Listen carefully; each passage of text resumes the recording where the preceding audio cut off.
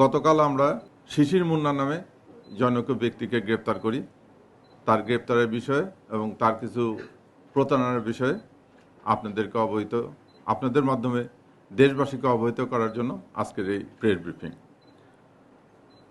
রাজধানীতে প্রতারণা, জালিয়াতি ও অর্থ আত্মসাতের অভিযোগে আওয়ামী লীগের সাবেক ভূমি প্রতিমন্ত্রী নারায়ণ চন্দ্র এবং সাবেক সংসদ সদস্য অনুপম সজন জয়ের নির্বাচন কাজের প্রধান প্রচারক হিসেবে তাদের নির্বাচনী যে পেজ ছিল সেই পেজের অ্যাডমিন হিসাবে যিনি পরিচালনা করতেন সেই শিশির মুন্নাকে গতকাল ঢাকা মহানগর গোয়েন্দা পুলিশ ওয়ারি বিভাগ কর্তৃক গ্রেপ্তার করা হয়।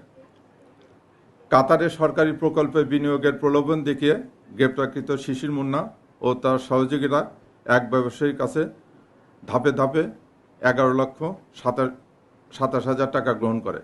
পরবর্তীতে তারা ভুক্তভোগীকে জাল ভিসা ও নকল বিমানের টিকিট সরবরাহ করে। প্রতারণার বিষয়টি বুঝতে পেরে ভুক্তভোগী টাকা ফেরত চাইলে অভিযুক্তরা টালবাহানা শুরু করে এবং তাকে প্রাণনাশের হুমকি দেয়। ঘটনায় যাত্রাবাড়ী থানায় জালিয়াতি ও অর্থ আত্মসাতের একটি নিয়মিত মামলা দায়ের হয় এবং ভুক্তভোগী এই বিষয়টি ডিবিকে অবহিত করলে ডিবি ওয়ারি বিভাগ এটা নিয়ে কাজ করতে যেয়ে তাকে গ্রেপ্তার করে।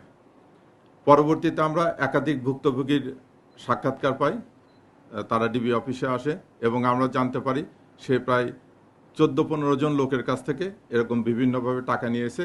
কাউকে বলেছে বিদেশ নিয়ে যাবে, কাউকে বলেছে যে কাতারে ইনভেস্ট কোম্পানি আছে তাকে সে পার্টনার বানাবে, ব্যবসায়িক পার্টনার বানাবে, এইসব কথা বলে। এখানে উল্লেখ্য যে 5ই আগস্টের পর সে ইয়ের সঙ্গে অন্য স্বৈরাচারের দোসরদের সঙ্গে সেও পালিয়ে যায়। 2025 সালে সে আবার দেশে ফিরে এসে সে কম্পিউটারে অত্যন্ত এক্সপার্ট। সেই বিভিন্ন এই কম্পিউটারে কলাকৌশল করে জাল ভিসা, জাল টিকিট এগুলো তৈরি করে মানুষকে দিত এবং প্রতারণা করত। এবং সে এত ধুরন্ধর, কেউ যদি তাকে কোনো কথা বলতো সে এই আমলে এসেও কয়েকজনকে ঠিকানা দিয়ে বলছে যে হ্যাঁ আপনাদের সঙ্গে আলাপ করব, অমুক মন্ত্রীর সঙ্গে কথা হয়েছে, অমুক এমপির সঙ্গে কথা হয়েছে, আপনারা সংসদ ভবনে আসেন। কয়েকজনকে সংসদ ভবনের ওই দক্ষিণ প্লাজার ওখানে নিয়ে যায় কথা বলে বিভিন্ন এই বর্তমান সরকারের বিভিন্ন মন্ত্রী এমপিদের কথা বলে মানুষের নিকট প্রতারণা করছে।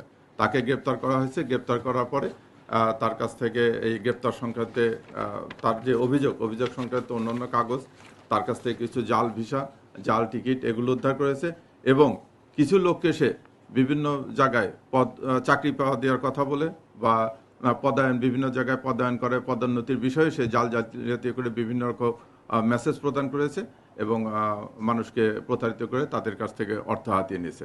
তাকে গ্রেপ্তার করা হয়েছে এবং তার বিরুদ্ধে একটা মামলা দায়ের হয়েছে এবং আরও মামলা প্রক্রিয়াধীন আছে। তা আমরা আপনাদের মাধ্যমে দেশবাসীকে এটা বলতে চাই যে এরকম প্রতারকের চক্রে আপনারা পড়বেন না, প্রতারকের ব্যাপারে সাবধান থাকবেন। বিদেশ যাওয়ার ব্যাপারে কাউকে এরকম জালিয়াতের মাধ্যমে কেউ যেন টাকা আত্মসাৎ না করতে পারে সে ব্যাপারে আপনারা সচেতন থাকবেন। ধন্যবাদ সবাইকে।